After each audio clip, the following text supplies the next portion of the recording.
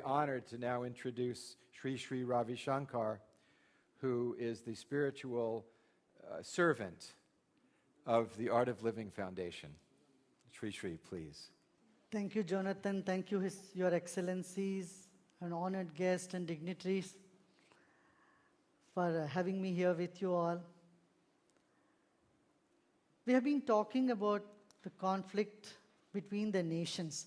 Let me take you on another journey, conflict within an individual. It's the individual who makes the society and makes the world and the nations.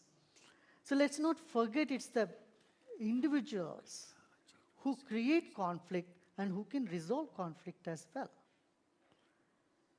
Now, there are three types of people. The first type of people is who make things happen. The second, who wonder how things have happened. And the third, who doesn't believe peace is possible because there is evil in the world. And I'm happy to be with the first category of people here. For any dialogue to happen, you need a mediator.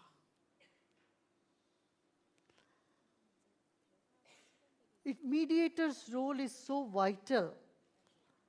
And the mediator has to be a catalyst, not impose himself or herself in a meeting. The skill of mediation is what shows the success. Actually, when any dialogue or any mediation succeeds, it is your good luck. If it fails, you have to learn your skills. Mediation is essential. I would like to bring to you an anecdote, an event that happened in the life of Mahatma Gandhi. When there was division of India and Pakistan against his will, which he never wanted, of course, British was all for it, but Mahatma Gandhi was totally against division of the continent into two countries. When this was happening and there was a lot of killings, Mahatma Gandhi would not believe anybody that in Pakistan people are being killed and they are being sent out, Hindus are being thrown out of that place. So he sent his close lieutenant, who was there with him for 22 years, who happened to be my teacher as well. He sent him to give him the right report. In those days, there was no telephone calls. There were no cell phones, no telephones available everywhere. So he practically had to travel to that area and brought back all the horror stories. He said, division is final, you can't go back. There is no hope that the country can unite again. So when Mahatma Gandhi was given this news that the country is now divided on the lines of, Pakistan is divided on the lines of religion, Mahatma Gandhi refused to believe. So this man who was a close aide for 22 years, he said to him, you are a Hindu, that's why you are saying you are siding with them. This is impossible, my Muslim brethren will not do like that. On this note, this man got so hurt. So he left Mahatma Gandhi just 3 days before his assassination. He went back to the south of India. So that was to bring to the point that mediator cannot be swayed by sycophants or information that he gathers. Most of the conflicts, if you see, there is misinformation, whether it's Iraq or Iran or India, Pakistan, Sri Lanka, the Tamils and the Sri Lanka. There is a lot of rumor and misinformation campaigns that go on. So a mediator needs to listen and listen carefully and create hope in people. Now, most of the conflict, as I have said, is also based on identity crisis. So we identify ourselves with the religion, with the nation, with the community. These are all essential. But we forget the basic identity. We are human beings. First and foremost, if we know we are human beings, and then the gender, and then the religion, then nationality, then we are safe. But if the order of identity goes the other way around, people are ready to die, ready to kill themselves and kill others for the sake of their identity. For the sake that I am a Hindu, I am a Muslim, I am a Buddhist, I am somebody. Somehow this education need to be brought into our schoolrooms. We have to educate our children, young people on a multicultural, multi-religious, multi-ethnic education so that they have a sense of belongingness. They grow up with a sense of belongingness. If this had happened, Bamyana Buddhas in Afghanistan would not have been destroyed. Or other mistrust that gets created in the world scenario will not happen. I find stress is the basic cause of mistrust. So we need to know how to get rid of stress in our system.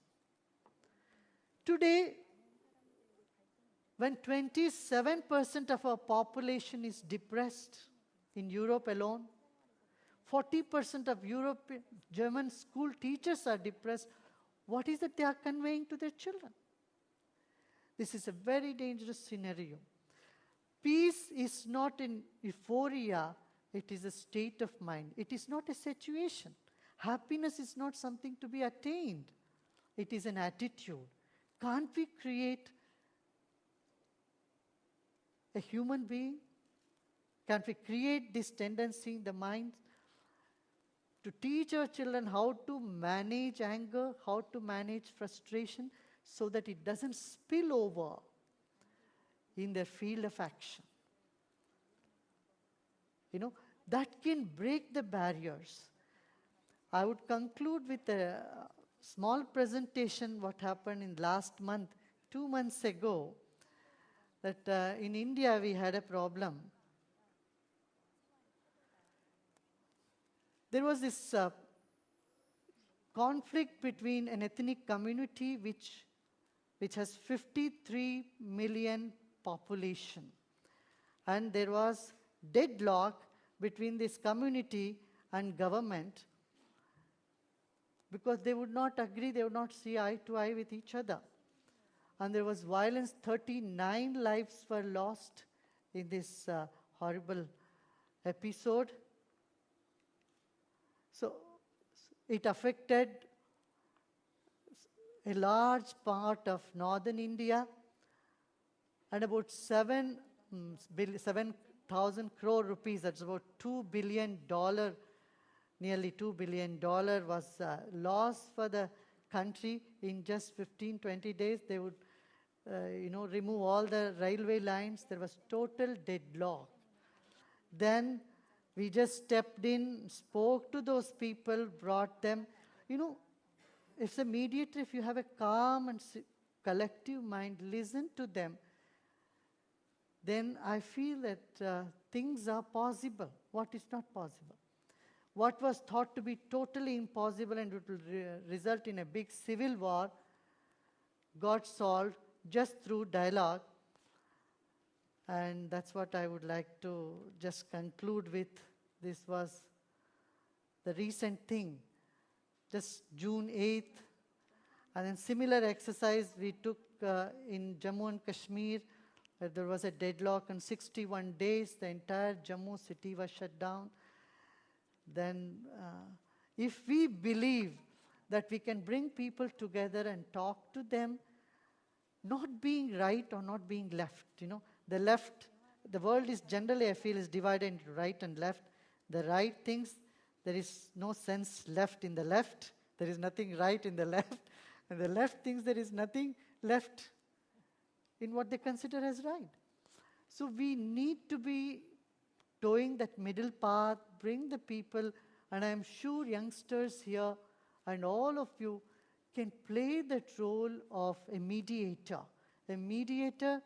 who is not imposing, a mediator who sits back and allows the dialogue to happen, be a catalyst in the background. Thank you very much for listening.